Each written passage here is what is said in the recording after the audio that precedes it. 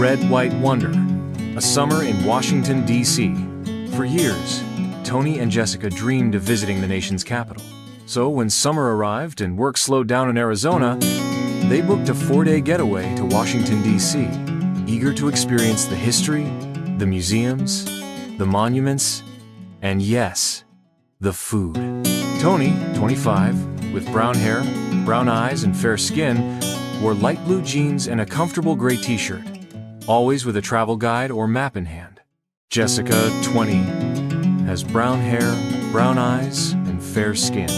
She rocked dark blue jeans and a navy t-shirt, and her phone is ready to capture every moment. Armed with hop-on, hop-off bus passes, a detailed itinerary, and hearts full of excitement, they landed in D.C. ready for a journey that would exceed all expectations.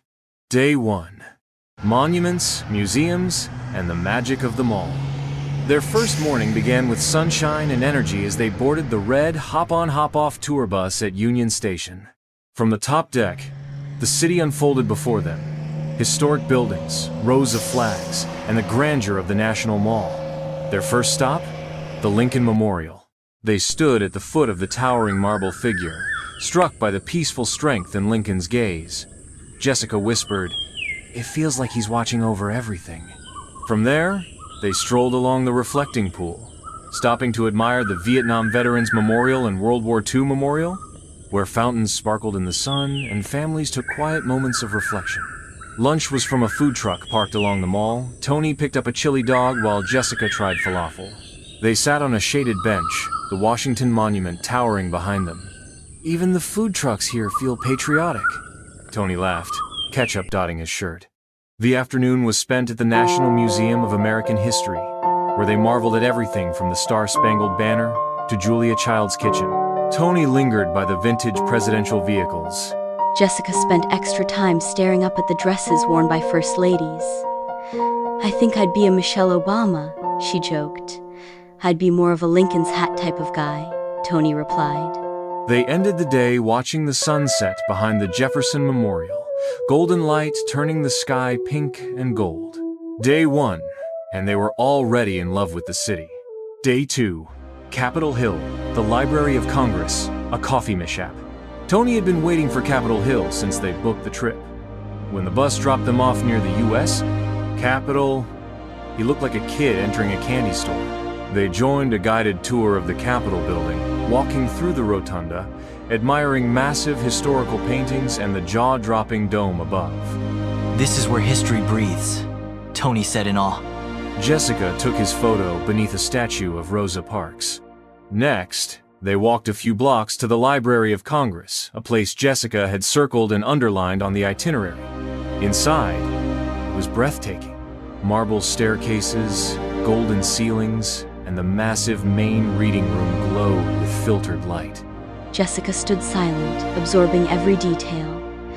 "This is the most beautiful place I've ever been," she whispered. They stopped for coffee at a nearby cafe, where Tony, distracted by a newsstand, spilled half his latte on the counter. "Your coffee has officially filibustered," Jessica teased. They sat by a window, drying off napkins and laughing at his accidental splash of democracy. In the evening, they visited Eastern Market, tried local cheeses, browsed artwork, and enjoyed a romantic dinner at a cozy Italian restaurant with candles, brick walls, and pasta that melted in their mouths. Day 3.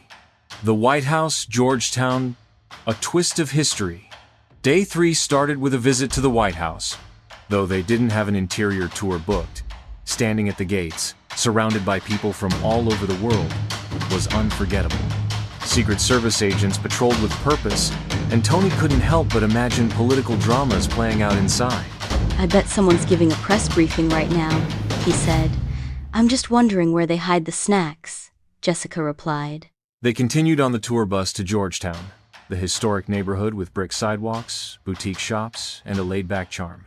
They wandered along the C.O. Canal, visited a quaint bookshop, and enjoyed lunch at a cafe that served incredible lobster rolls. While walking down a cobblestone street, Tony tripped on a raised brick, catching himself just in time. "Found my pothole," he declared. Jessica doubled over in laughter. "Your first injury in the name of history." They spent the afternoon at the National Archives, where they viewed the Declaration of Independence, Constitution, and Bill of Rights. Standing in that quiet, darkened hall, Tony leaned closer to the glass. "It's humbling," he whispered. Day 4, Arlington Reflections. Sweet farewells. On their final day, Tony and Jessica crossed the Potomac River to visit Arlington National Cemetery. The atmosphere was serene, reverent. They watched the changing of the guard at the tomb of the unknown soldier, both deeply moved. Afterward, they returned to D.C. and visited the National Gallery of Art, walking among Monet's lilies and Vermeer's gentle light. "This place feeds the soul," Jessica said. Before heading back to their hotel, they made one last stop, the Martin Luther King Jr. Memorial.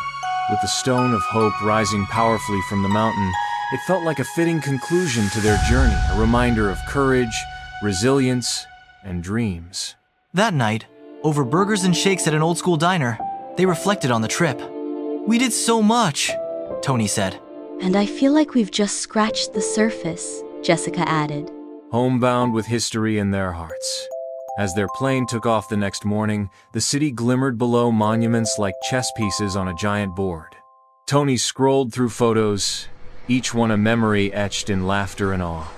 Jessica leaned her head on his shoulder, notebook in hand, already writing about the trip. They hadn't just seen Washington, D.C.